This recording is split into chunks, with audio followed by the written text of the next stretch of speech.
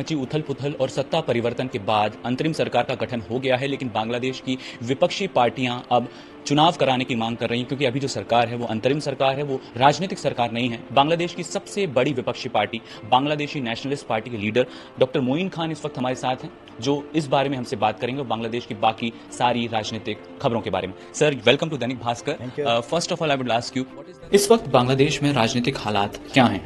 Bangladesh is going. फिलहाल बांग्लादेश बड़े बदलाव से गुजर रहा है। पिछले 16 सालों से बांग्लादेश में जो हुआ वो दुखद है।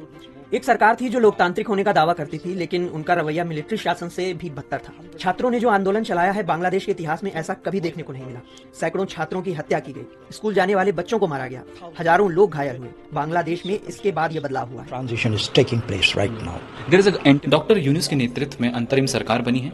क्या आपको इस सरकार पर भरोसा है और आप उनसे क्या उम्मीद करते हैं? Interim government. Of course we have faith in this government. हमें अंतरिम सरकार पर भरोसा है। अगर बांग्लादेश के लोगों को इस सरकार में विश्वास नहीं होता तो ये सरकार नहीं आ पाती। यही सच्चाई है। हम सरकार के समर्थन में हैं। Certain responsibilities as expected by the people of Bangladesh at large. Have you talked to आपकी बीएनपी चेयरपर्सन नेता खालिदा जिया से बात हुई है क्या?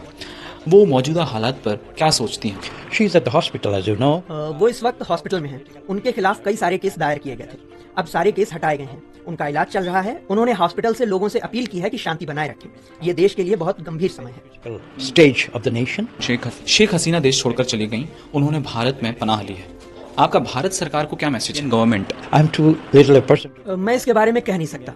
मैं बस यही कह सकता हूँ कि भारत हमारा अच्छा दोस्त रहा है। आजादी की लड़ाई में भारत ने हमारा समर्थन किया था। भारत के लोगों और सरकार को बांग्लादेश के लोगों की साइकोलॉजी समझने की जरूरत है। भारतीय नेताओं ने सबसे बड़ी गलती ये की है कि उन्होंने सिर्फ एक पार्टी का समर्थन करना शुरू कर दिया।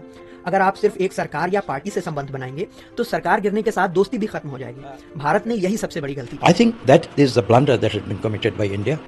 बीएनपी बांग्लादेश की सबसे बड़ी पार्टी है। आपको एंटी इंडिया पार्टी भी माना जाता है। अगर बीएनपी सरकार में आती है तो भारत के लिए उसका रुख क्या होगा?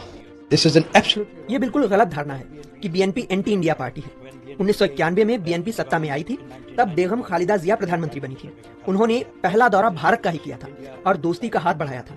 बीएनपी बांग्लादेश की उस विदेश नीति में मानती है जिसमें सभी के साथ दोस्ती की बात होती है। And enmity towards none. Some political workers who committed crime, who आरोप है कि पार्टी वर्कर्स ने हिंसा के दौरान